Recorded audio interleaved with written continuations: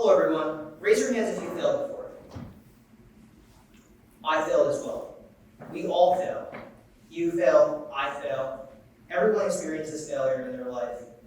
However, we're accustomed to not want to fail. When we grow, we don't want to raise our hands in our class because we might get the answer wrong. We don't get the number for that pretty guy or pretty girl because we might fail. We might get rejected. We all fail.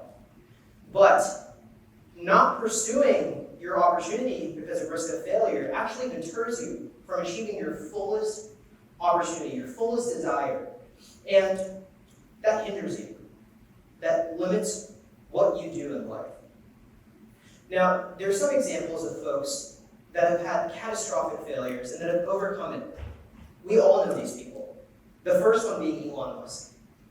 Many people know as Elon Musk as the eccentric billionaire, but we don't know that he actually failed multiple times, essentially burned billions of dollars in rocket technology with failed rocket launches before his final vertical landing of his rocket technology. Those many failures led Elon to risk it all, put his entire fortune in that very last try, and because of that, we've accelerated aerospace travel and aerospace technology tremendously. Another example is Bill Gates. We all know of Bill Gates as the billionaire who dropped out of Harvard to start Microsoft, but he did. He dropped out of Harvard to start a company called Data, a company that would help get traffic data to traffic operators in order to understand and make things a little less congested. This idea completely failed. No one used this. Their software never worked. And the core reasoning is a lot of software infrastructure at the time was not compatible with the technology of that time. Now, this knowledge was seminal in actually starting Microsoft so that programmers like Paul Allen and Bill Gates could actually code and build software for modern technologies. My last example here is of someone we all love and cherish, Jim Carrey. We've all seen his movies. Raise your hands if you've seen a Jim Carrey movie. I love Jim Carrey. Yes Man, Ace Ventura, The Mask. Jim Carrey has had decades of hardships and failures. In fact, he had a case of undiagnosed dyslexia. He went through extreme poverty. He went through decades of not being able to get a gig. When he got his first gig, he failed out of it. He went to living in a tent. You don't think of that when you think of Jim Carrey. All that failure helped build him into the person he is today, and because of that, we get to listen to his voice in Sonic the Hedgehog in the theaters. We all fail. Actors fail, people fail, and this is completely normal. Now, when you raise your hand in the class and you fail, that feeling of extreme embarrassment, when your face gets red, it's actually your body producing cortisol to help you understand and feel unsafe. This is the fight or flight effect that evolution has helped us build over millions of years. This fight or flight effect tells us, should we stay and embrace this failure, or should we run away? And what do most of us do? We run away. But what if I told you that you could trick that? What if I told you you could trick your brain into wanting to fail more? And what if I told you that failing more actually made you better at failing?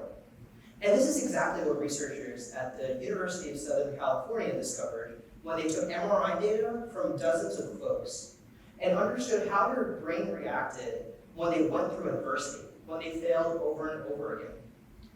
Now, essentially what they found was that there's two categories of folks: the people that reward themselves after they fail, and the people that punish themselves after they fail.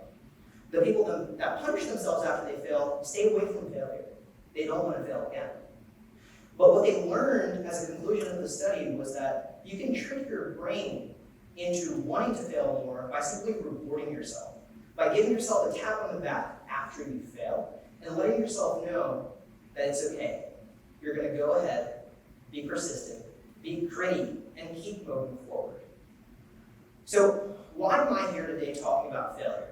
And it's because over the last decade, failure and I have literally literally become best friends. When I was in college, I wanted to be an RA. And so I applied to be an RA in my second year of college. After months of going through the process, I remember getting an email at 8 o'clock in the morning that said, "We're sorry, this was a very competitive process. You didn't make the cut." And I was devastated. They asked that I apply again in a year. So I did. The second time, almost a year later, I applied again. And the same thing happened. After months of going through the process, I got an email. "We're sorry, the competitive application pool was too large. You didn't make it again." And my dream of living on campus, being an RA, helping other people, was sort of being shut down.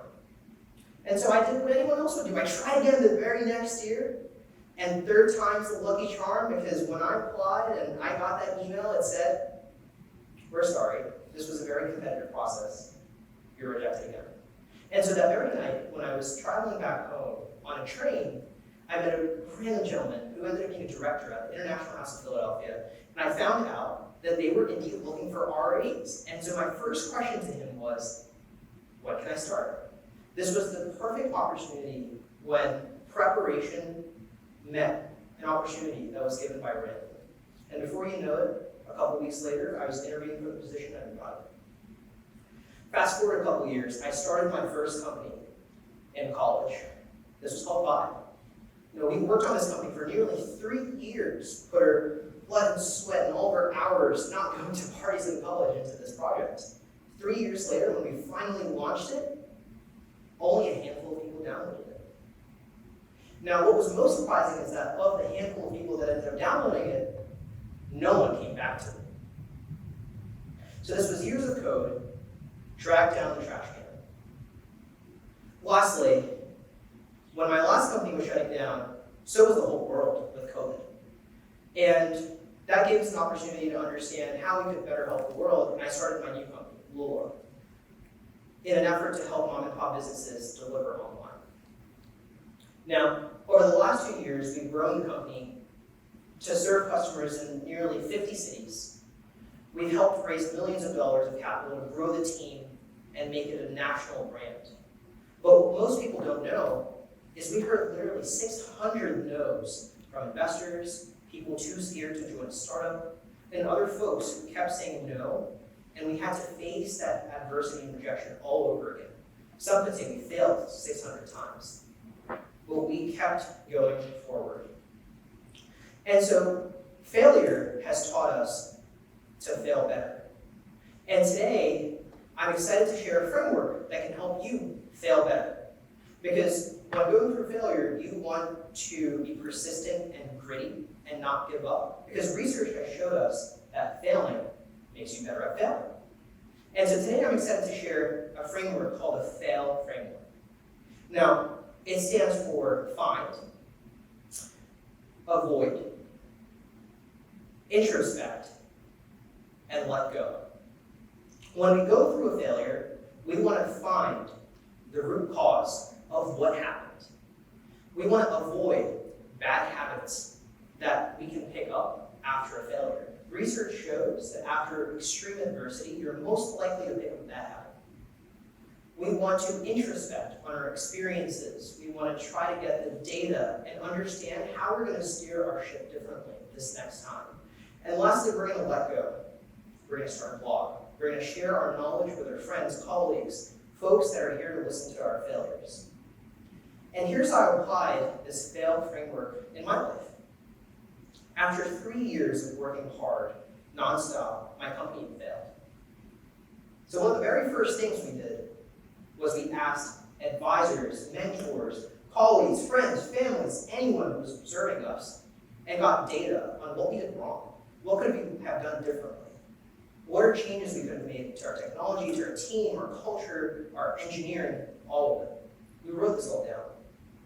The second thing we did is we tried to understand how to avoid making mistakes, how to avoid making mistakes of picking up bad habits during that time. It's very easy to pick up a bad habit, like starting to do something you wouldn't see yourself doing in the long run, something that's going to move you from your long-term success. And we were very cognizant of that. The third thing we did was we introspected. we tried to get an idea of how, from the data, from the good habits we're picking up, we can make sure to steer our ship in the right direction. I made changes personally, professionally in my life. I had to understand what to do, what not to do. And this introspection led me to let go. I have written this blog, this narrative of every single mistake, every single change that I experienced building a startup for 3 years. And the moment I pressed publish, it was like a huge burden that came out of my shoulders. I felt a lack of stress. I felt 3 years happened for a good reason.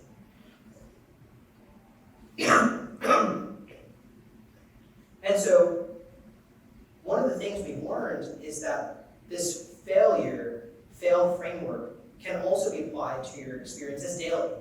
We apply this at my current company, Google, and in fact, failure is one of our core values. We make sure everyone knows they have the openness and opportunity to fail at the organization.